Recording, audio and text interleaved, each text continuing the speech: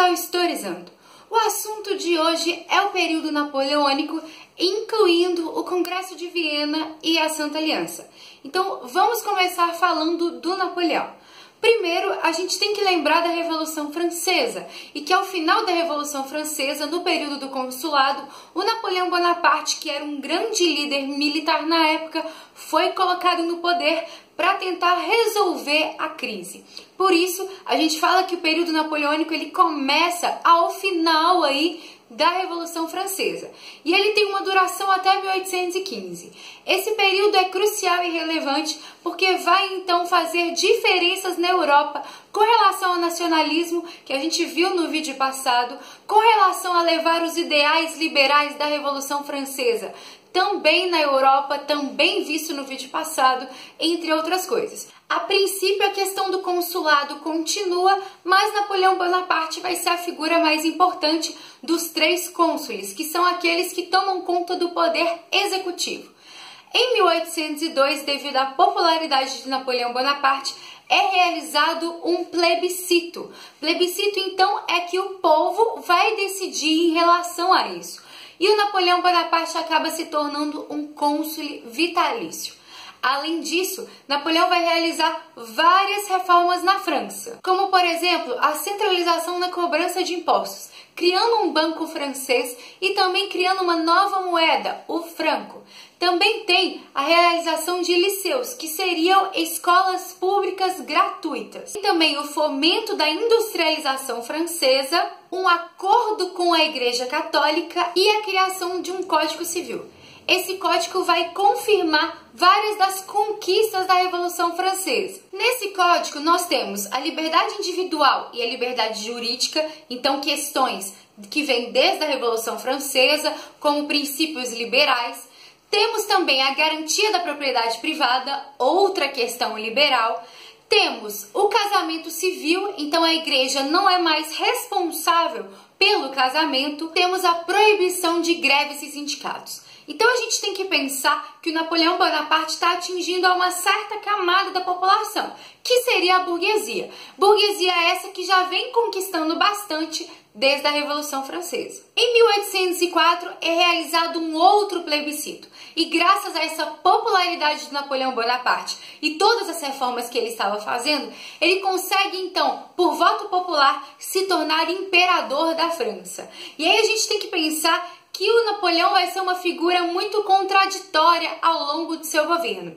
Afinal de contas, ele é uma figura resultado da Revolução Francesa, mas acaba se tornando um imperador muitas vezes autoritário. Mesmo realizando então desejos da burguesia, isso acaba sendo um pouco contraditório. Afinal de contas, a Revolução Francesa foi para derrubar um governo autoritário.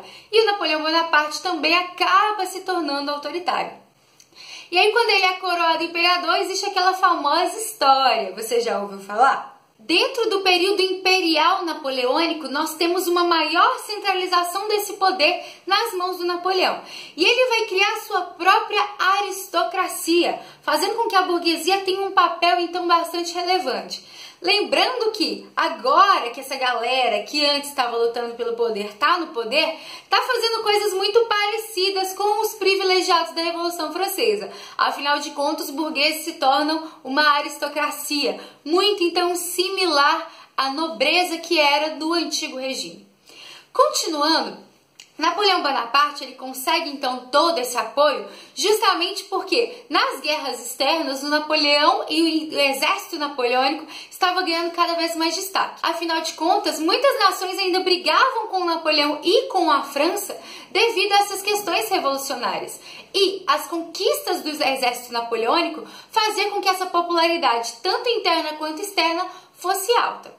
E aí a gente tem um embate. Um embate que é entre a Inglaterra e a França. E aí na Batalha de Trafalgar, Napoleão acaba perdendo. E por isso essa rivalidade entre França e Inglaterra só aumenta. Com esse aumento de rivalidade, em 1806, Napoleão Bonaparte decreta o bloqueio continental. Para quem já assistiu o vídeo de período joanino, sabe do que eu estou falando. Esse bloqueio continental vai afetar não só a Inglaterra e a França, mas a Europa e até mesmo a América. Esse bloqueio basicamente é o Napoleão invocado com a Inglaterra, querendo então liquidar os lucros ingleses, vai fazer com que, caso algum país comercialize com a Inglaterra e tenha alianças com a Inglaterra, o exército napoleônico iria invadir. Então o objetivo do Napoleão é justamente fazer com que a Inglaterra fique isolada. Lembrando que a Inglaterra é uma grande potência, foi a primeira a realizar a Revolução Industrial, que também já tem vídeo aqui no canal, e é por isso que é extremamente importante para todo o comércio industrial europeu da época. Só que com esse bloqueio continental, a França tem que então arcar com as consequências. Como assim? A França é que agora tem que produzir para vender para essa galera toda. E a França não tinha a mesma capacidade industrial. Napoleão, inclusive, ao fazer o bloqueio continental, pensava em melhorar também a indústria francesa. Como a França não tinha estrutura industrial para sustentar tudo isso, alguns países aos poucos vão acabar quebrando o bloqueio continental. O primeiro deles vai ser Portugal, mesmo porque Portugal já vinha com uma dependência inglesa muito forte. Então a Inglaterra pressiona Dom João VI, príncipe regente na época, para que não adotasse o bloqueio continental. A saída que o Dom João VI arrumou foi então vir para o Brasil. Então a família real acaba vindo para o Brasil. E aí, para conferir mais detalhes sobre isso, é só assistir o vídeo de período joanino. Com relação a outros países, como a Espanha e a Rússia, por exemplo, é uma questão de mercado. E acaba então tendo problemas, porque tanto a Espanha quanto a Rússia vão quebrar o bloqueio continental. Só que aí que tá. Lembra então que a consequência de você descumprir o bloqueio continental é a invasão do exército napoleônico? Beleza. Exército napoleônico invade Portugal, exército napoleônico invade a Espanha. Mas, chegando na Rússia, o exército napoleônico vai ter problemas. Por quê? Nós temos uma tática de guerra muito importante para os russos, que é a tática de terra arrasada. Essa tática vai fazer com que, ao invés do exército russo, então, ir em direção ao exército napoleônico e ter um embate frontal, o exército russo vai recuar enquanto o exército napoleônico vai avançar. Por que que tem isso? E por que que chama terra arrasada? Nessa prática de recuo, além então de você adiar essa batalha, você no caminho vai então dificultando a situação. Como assim? Põe veneno na água, destrói todas as plantações, destrói todos os abrigos. E a gente tem que lembrar, não sei se você já foi para a Rússia, eu não fui, mas todo mundo aqui sabe, acredito eu, que a Rússia é um dos países mais gelados do mundo, tendo o inverno chegando a menos 30 graus. Então pensa comigo, o exército napoleônico indo em direção a então ao exército russo. Só que, além desse recuo e de você destruir então a tática de terra arrasada, o território que tem em volta, você ainda tem que enfrentar um frio muito grande. Por isso que apenas 10% do exército napoleônico consegue voltar para a França. Quer dizer que milhares e milhares de homens morreram nessa guerra contra a Rússia. E a maioria deles não é nem porque enfrentou o exército russo, mas porque enfrentou essa tática de terra arrasada. Com a derrota de Napoleão na Rússia, alguns exércitos vão se unir então para derrotar o Napoleão, que seria a Rússia, Prússia, Áustria e Suécia.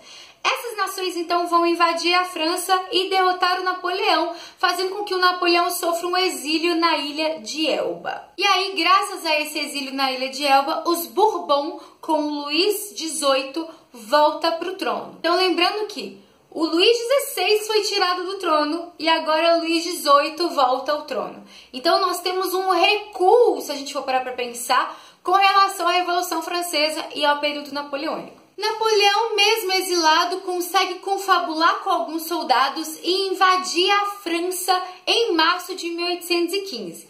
E aí ele consegue então até mesmo o apoio das tropas francesas, já que a maioria não concordava com o retorno dos Bourbon à monarquia francesa. Então tropas aliadas de Napoleão mais as tropas francesas vão se unir, retirar Luís XVIII do trono e colocar Napoleão Bonaparte novamente no poder. E esse governo de Napoleão é chamado de governo dos 100 dias, porque é claro que os maiores inimigos de Napoleão não iam deixar isso acontecer. E é por isso que na Batalha de Waterloo, em 1815, também nós temos uma derrota de Napoleão para os ingleses e prussianos, fazendo com que ele seja exilado novamente, mas numa outra ilha chamada Ilha de Santa Helena. E é nessa ilha que o Napoleão vai morrer. E junto com esse exílio, nós temos o fim, de fato, do período napoleônico. Entre 1814 e 1815, nós temos o Congresso de Viena. Congresso esse que vai ser para reunir as principais nações europeias e redefinir várias situações na Europa que foram modificadas não só com a Revolução Francesa, mas com o período napoleônico em si.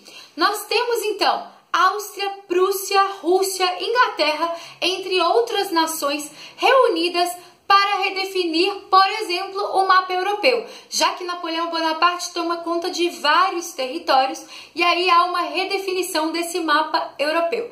Temos também, além disso, o restabelecimento de alguns princípios do antigo regime. Então, o objetivo maior do Congresso de Viena é voltar então com os ideais do antigo regime para a Europa, já que a Revolução Francesa então coloca em questionamento todos esses ideais. Nós temos principalmente os princípios de restauração, legitimidade e equilíbrio europeu sendo discutidos nesse Congresso de Viena. Temos também a formação da Santa Aliança. Vai ser um exército conjunto da Áustria, Prússia e Rússia para evitar, então, novas revoluções. Então, esse exército é formado para que o uso da força seja utilizado caso haja algum tipo de revolução ou questionamento em cima do Congresso de Viena. Esse exército também da Santa Aliança foi utilizado para tentar impedir movimentos de independência na América. Então, o exército da Santa Aliança vai ser uma coligação de países que querem permanecer com ideais do antigo regime e, para evitar novas revoluções, usam a força. E esse exército da Santa Aliança vai ser utilizado muitas vezes, já que nós temos várias revoluções pós-período napoleônico, as chamadas revoluções liberais, que eu também comentei no vídeo passado. Nós temos também os movimentos de independência, que nós já temos a independência do Brasil aqui no canal, nós temos a independência do Haiti também no canal, e um dos próximos vídeos com as independências da América Latina, mais especificamente a América Espanhola. É por isso que o Congresso de Viena, junto com a Santa Aliança, são tentativas de restaurar todo o ideal do antigo regime na Europa. Bom, é isso. Eu espero que vocês tenham gostado. Se você gostou, curte o vídeo para mim, por favor. Se você tem alguma dúvida, comentário, sugestão, fique à vontade, o Historizando é nosso e deixa aqui pra gente também. Se inscreve no canal se você não é inscrito, eu tô muito feliz que a gente alcançou os 5.000 inscritos. Tem também a página do Facebook, tem meu Instagram. Se você quer saber quando sai vídeo novo, é só então ativar o sininho das notificações. Enfim, no mais é isso. Muito obrigada por tudo, um beijo e até a próxima. E na Batalha